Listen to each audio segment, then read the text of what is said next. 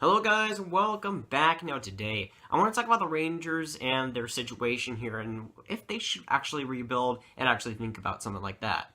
Now the New York Rangers are 25, 22, and 5, 8th in the Metro Division. They're a point behind the Hurricanes with game in hand, but even then, they're 8th in the division. It's not looking too great. They haven't been terrible, but they haven't been great either, and they really need to get going and be more consistent because they've looked great some days and others not really so. Now they have Shattenkirk and Kreider on the IR, and with the Rangers' depth, which I'll tell you guys in a moment, they cannot afford to have injuries like these. Kreider is a monumental piece in their top six, and Shattenkirk is probably maybe their best defenseman, arguably, besides McDonough. And those two are key pieces in the Rangers lineup, and them being on IR, both of them, for a sustained amount of time, is really sinking their season. Now, the Rangers have already made it public that they're starting to shop guys like Grabner, McDonough, and Zuccarello. They're kind of in the open here with the trades that they can make. The trade market is really wide open now, and with the Rangers going into the kind of seller mode, it seems like right now, with basically everybody's on the trade block. It's interesting to see. It's definitely interesting to see what they'll do at the trade deadline. I think that they should give up a few pieces here, not the whole squad for sure. I'd say they go for a more of a retool thing than a full rebuild, but maybe give guys like Grabner up, maybe even Zuccarello up, just not the whole core, but some of it at least. Now, as we look at the Rangers line, this is where the depth really shows to be kind of weak here. The first line, they got Nash, Zibanejad, and Buchnevich. I like Nash and Buchnevich, but they shouldn't be on a first line on really any team. But Zibanejad is a decent guy there. On the second line, they have Miller, Hayes, and Zuccarello. That's a pretty good second line there. On the third line, though, Grabner, Fast is on the other wing, but on the center position, they have Holland.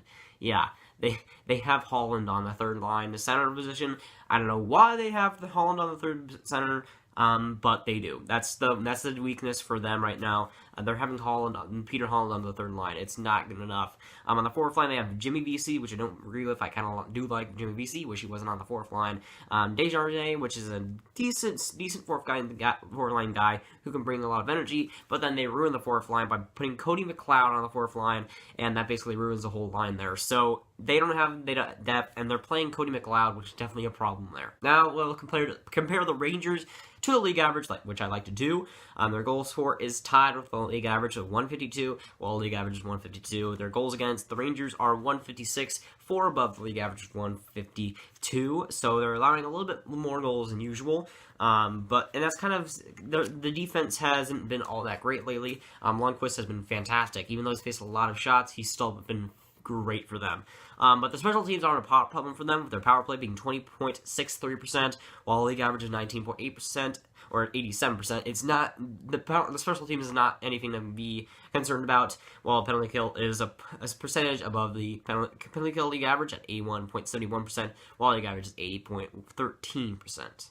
And at shots percentage, they are at 9.4%, which is really good, and the league average is a 9.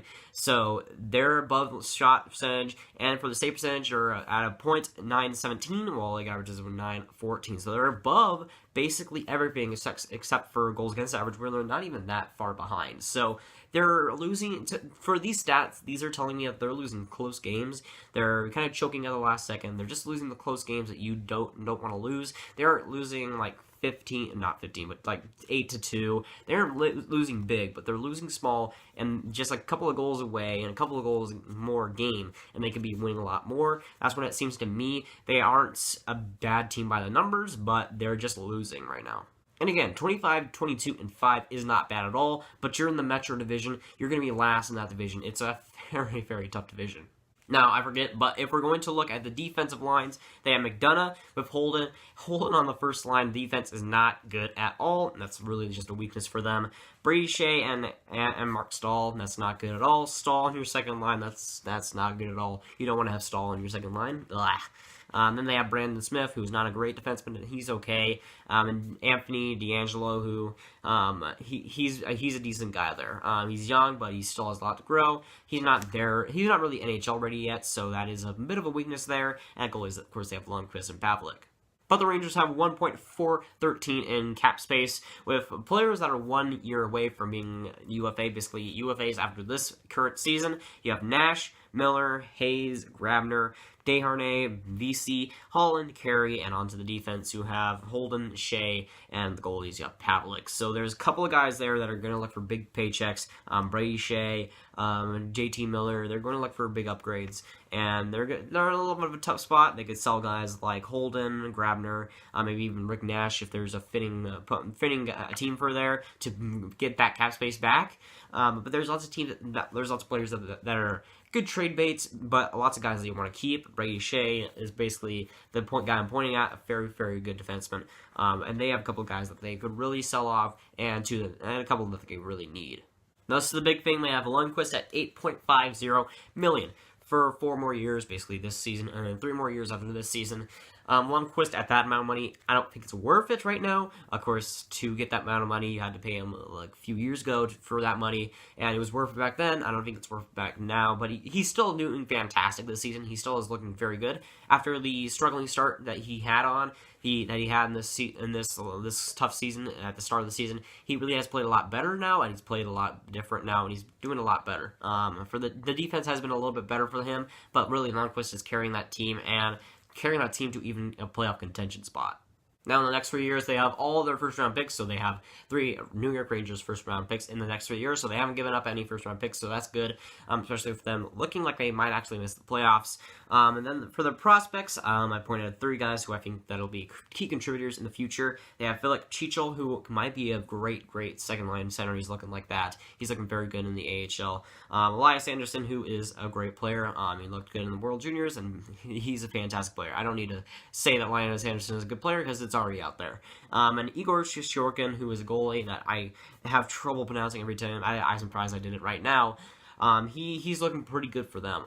He's looking pretty solid. I don't think he'll be Lundqvist type. It's pretty hard to replicate that. But I think he'll be a solid guy, maybe middle of the pack goaltender. But he'll still be good for them after the Lundqvist days. Let's wrap this up right back to the title. Should the New York Rangers rebuild or retool? And if I had to give a clear-cut answer for them, if I was a GM, I'd go with the retool kind of path here. Not the full rebuild. I don't think that they should waste away the years that Lundqvist is still here. I think that they should retool this year, maybe next year, and go in the next 3 years. Just after that, just go all out, and hopefully Lundqvist gets a cup. I'm hoping for it, honestly. He definitely deserves it as a New York Ranger, and I'm hoping that they can. It was sad when they lost against LA. It was sad that he wasn't able to get the cup. He was so close, but he just couldn't get there.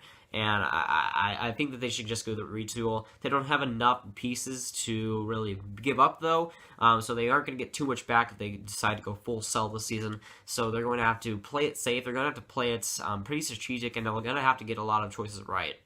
Now, I say that, but I don't think the Rangers are going to do too much to just sway the course. I think they'll kind of maybe sell off 1 or 2 guys, maybe Nash, maybe Grabner, but I think that's about it. And they'll try and keep competitive next season, and then the season after that, keep the Lundqvist era going. And honestly, they'll have their team ruined if they don't win the Cup in the next 3 years. I don't think they will win the Cup sadly in the next 3 years. But after that, their team is going to be abysmal. They're going to have to do a lot of things to get better than that.